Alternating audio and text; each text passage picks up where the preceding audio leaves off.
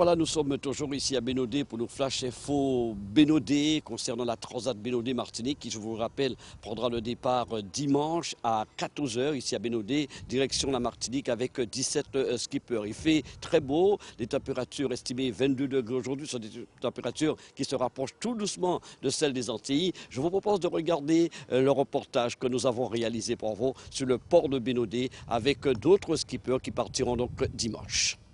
En ma compagnie, Amahur Alfao qui va prendre ce départ pour la Martinique. Alors, comment ça se présente et comment ça se prépare? Eh bien, ça se présente bien.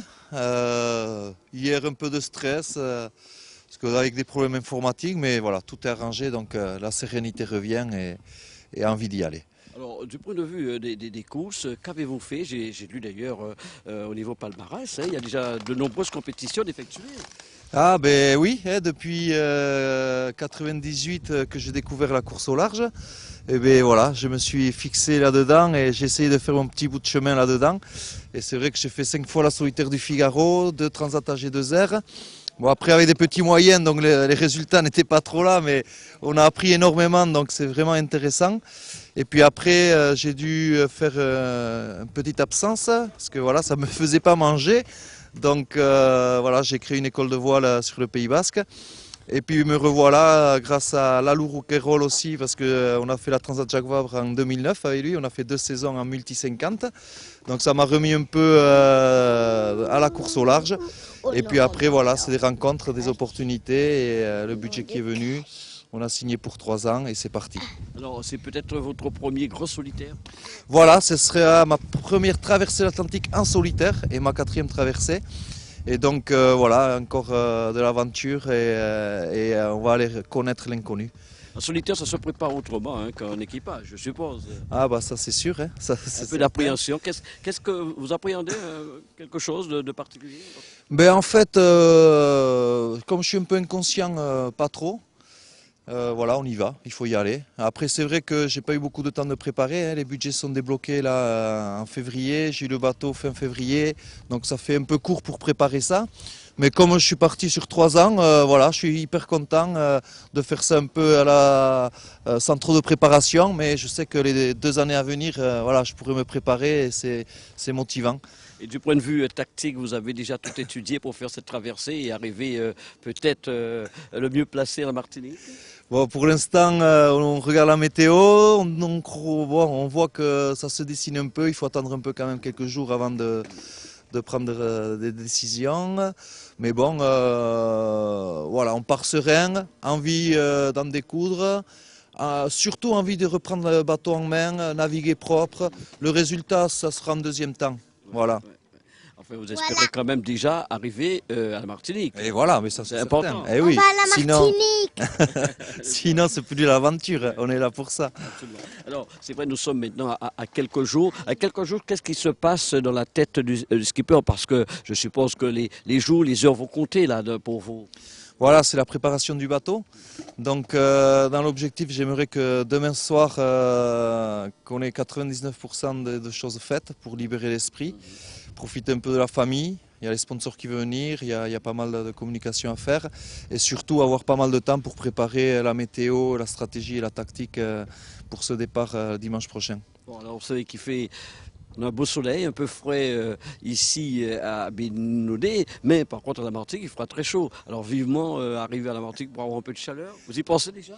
Eh bien, moi je vois que la soleil est venu de la Martinique ici à Bénodet parce que ça fait un petit moment que ça dure. Et a priori, ça va rester pas mal de temps encore jusqu'au départ au moins. Donc c'est agréable. Et après la Martinique, ça va être encore une autre découverte pour moi. Je connais un peu les naïcs. C'est la fille. C'est voilà, c'est ma fille qui commence à peser aussi. Et puis elles sont peut-être le départ du père, non? Oui, sûrement. Et donc voilà, je disais, ben voilà, c'est les découvertes de la Martinique. Je connais un peu la Guadeloupe, Saint-Barthélemy et voilà. Donc j'ai hâte de découvrir cette jolie île. Voilà.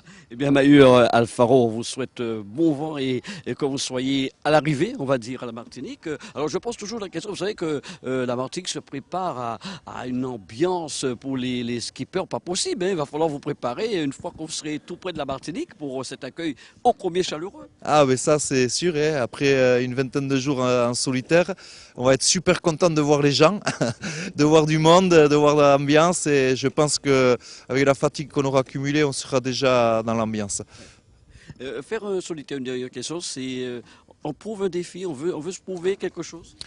Non, je pense que c'est apprendre à se connaître soi-même, se faire plaisir, passer des mauvais moments aussi, parce qu'il y en a, mais ce qui fait que les bons moments, on les apprécie encore plus. Et puis voilà, se connaître que son fonctionnement face aux événements, face aux situations, comment on agit face aux différentes difficultés ou de plaisir. Et voilà, on continue à s'apprendre. Puis voilà, même la voile, toute la vie on apprend. C'est ça qui est bien.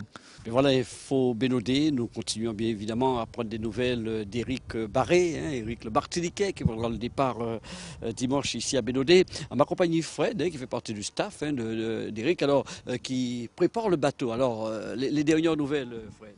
Eh ben, au jour d'aujourd'hui, on est prêt au niveau de toute la sécurité. Donc on a veillé à ce que le bateau soit en conformité. Donc on a eu 2 jours de jauge avec des personnes qui sont venues vérifier tout ça. On a vérifié aussi tout le matériel de sécurité, que si Eric a un problème, il puisse s'en sortir tout simplement.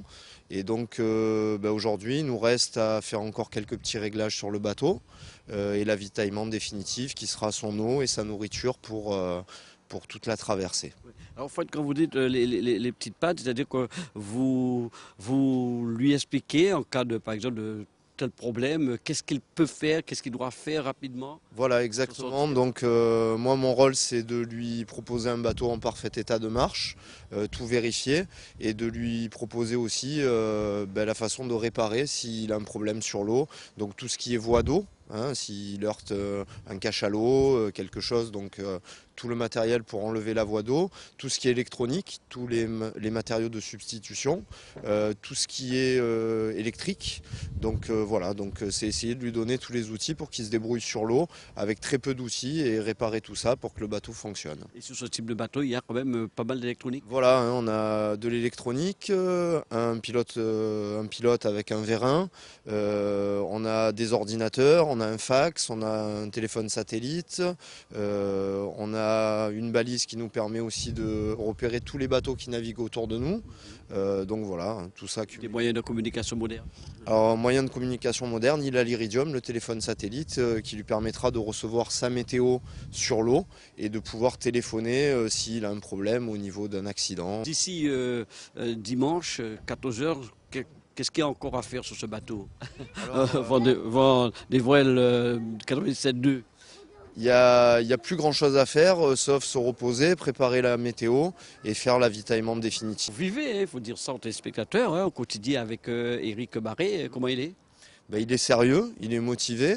Et là, je pense que tranquillement, il commence à ressentir un petit peu la pression du départ. Parce qu'on est en train de ressentir autour de nous un peu une envie de le supporter collective. Donc il commence à avoir un peu des messages de tout le monde, de la Martinique, les gens ici. Donc je pense que progressivement la pression va un petit peu monter. Donc ça c'est le travail de Marc qui est son coach sur la régate, histoire de préparer un petit peu tout ce qui est psychologie et préparation mentale. Laissez-vous tenter par les produits haut de gamme des meubles Kerbel. De la salle à manger au mobilier d'appoint, des meubles fabriqués localement en mahogany pays. Contact Meubles Kerbel, Belle-Île, route du Vert-Pré au Lamentin en Martinique. Téléphone 05 96 51 54 41. Contact en France sur rendez-vous 06 34 18 14 45. Meubles Kerbel, meublez-vous pour la vie. Les meubles Kerbel à la Foire de Paris, Hall 4, du 28 avril au 8 mai.